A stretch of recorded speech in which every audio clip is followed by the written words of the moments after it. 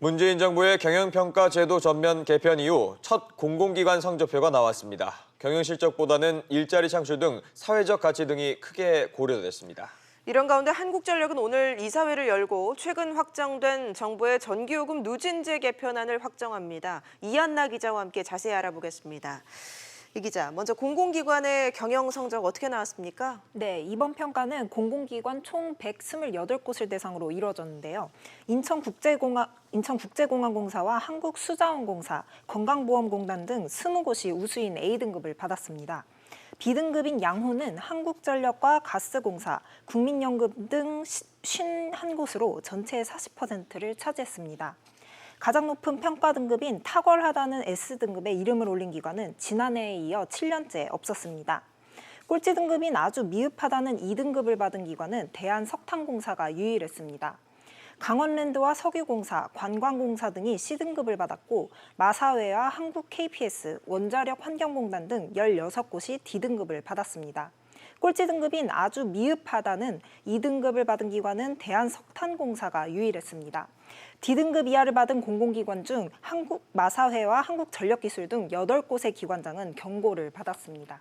그런데 탈원전으로 이 경영 실적이 크게 악화된 에너지 공기업들이 경영평가에서는 이 등급이 올라서 논란이 되고 있죠? 네, 그렇습니다. 탈원전 정책으로 영업이익이 크게 줄어든 에너지 공기업들이 공공기관 경영평가에서는 평가 등급을 유지하거나 되레 평가 등급이 오른 것으로 나타났습니다. 예. 한국남부발전과 한국중부발전은 2017년 양호하다는 B등급에서 이번 평가에서 우수하다는 A등급으로 평가 등급이 올라갔고요.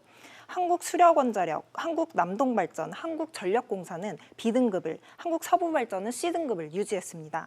한전은 지난해 2,080억 원의 적자를 냈고 한국수력원자력은 2016년 3조 8천억 원에서 지난해 1조 1천억여 원으로 영업이익이 줄었는데요. 예. 이번 평가에서는 공공성, 즉 사회적 가치에 대한 지표가 크게 확대돼 이처럼 높은 점수를 받은 겁니다. 경영 실적이 나빠져도 정부의 탈원전 코드에 맞춘 점을 감안해 호의적인 평가를 준 게 아니냐는 지적이 나오고 있습니다. 네, 이런 가운데 오늘 한국전력이 전기요금 누진제 개편안을 확정하죠. 네, 한국전력은 오늘 정기이사회를 열고 주택용 전기요금 누진제 개편안을 의결합니다. 최근 정부는 여름철에 한시적으로 주택용 전기요금의 누진제 구간을 확대 적용해 전기료를 할인해주는 개편안을 확정했습니다. 1,629만 가구가 월 1,142원의 할인 혜택을 받게 되지만 탈원전으로 실적이 악화된 한전이 연간 2,847억 원 수준의 추가 부담을 지게 됩니다. 이 때문에 정부와 여당은 한전의 비용 부담 중 일부를 정부가 지원할 방침입니다.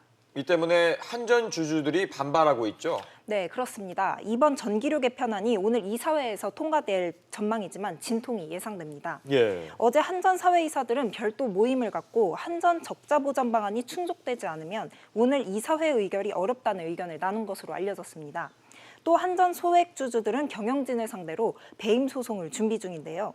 한국전력은 지난 4월 1,000억 원 한의 임원 배상 책임보험을 갱신한 것으로 알려졌습니다.